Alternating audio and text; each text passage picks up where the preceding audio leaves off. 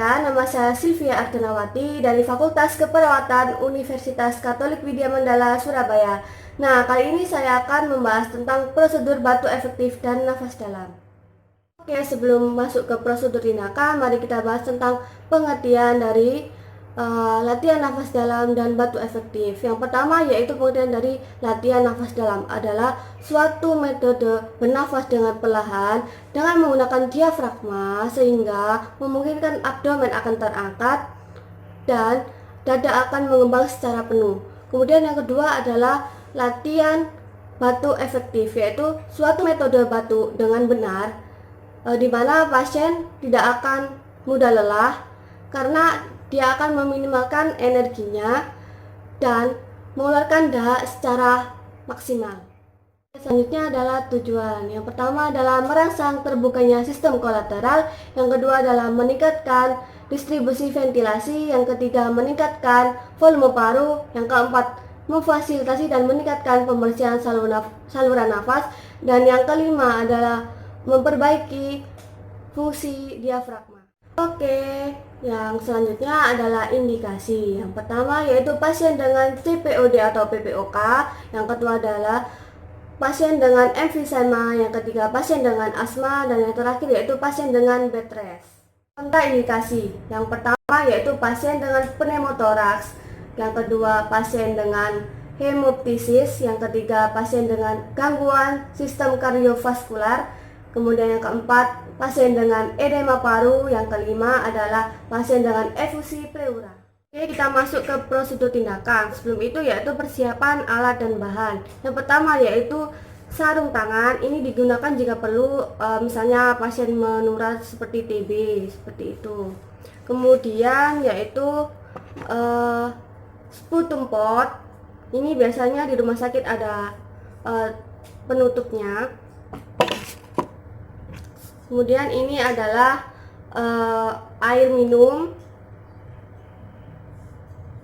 Kemudian ini saya umpamakan sebagai bengkok. Kemudian ada antiseptik jika perlu.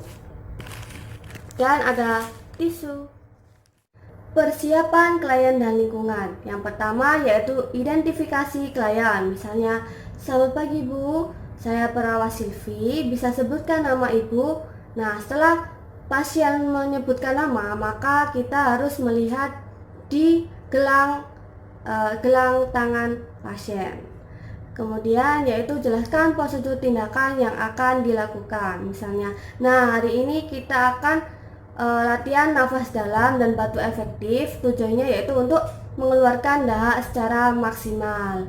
Yang ketiga yaitu privasi klien dengan cara menutup tirai atau dengan cara jangan bicara keras-keras. Oke, kita memasuki prosedur tindakan.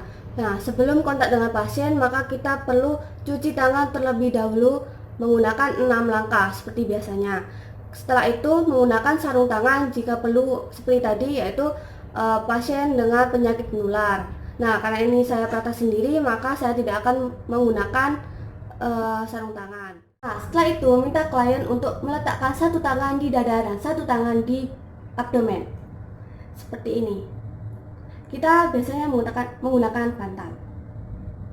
Nah, setelah itu minta klien untuk nafas perut, yaitu dengan cara nafas dalam melalui hidung hingga 3 hitungan. Jaga mulut agar tetap tertutup. Kemudian minta klien untuk merasakan mengembangnya abdomen atau perut, cegah lengkung pada punggung. Kemudian minta klien untuk menahan nafas hingga 3 hitungan.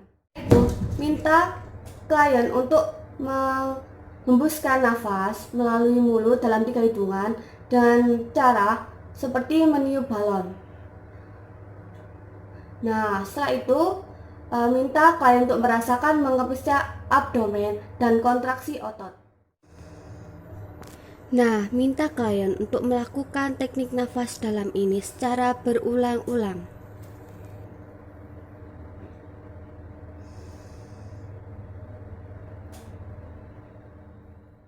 Nah, setelah itu siapkan bengkok. Bengkok ini diletakkan di pangkuan klien. Jika klien duduk dan diletakkan di mulut jika klien tidur miring.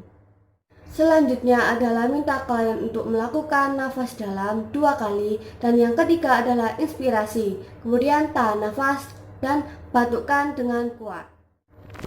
Nah, berikut ini adalah cara untuk melakukan nafas dalam 2 kali. Yang ketiga adalah inspirasi, kemudian tahan dan batukkan dengan kuat.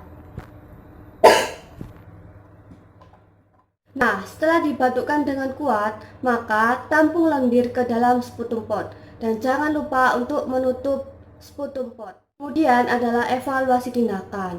Nah, ini kita tanya pada pasien apakah ada rasa mual atau pusing. Tanyakan apa yang dirasakan pasien setelah melakukan tindakan prosedur latihan nafas dalam dan batuk efektif ini. Nah, setelah itu tanyakan pada pasien apakah ingin tidur kembali atau mau duduk-duduk terlebih dahulu. Nah, setelah itu merapikan alat-alat, kemudian cuci tangan dan lepas sarung tangan jika menggunakan sarung tangan, kemudian dokumentasikan tindakan yang telah dilakukan. Oke, sekian penjelasan dari saya tentang prosedur tindakan latihan nafas dalam dan batuk efektif. Mohon maaf jika ada salah kata maupun perbuatan. Jangan lupa like, comment, and subscribe. Thank you for watching.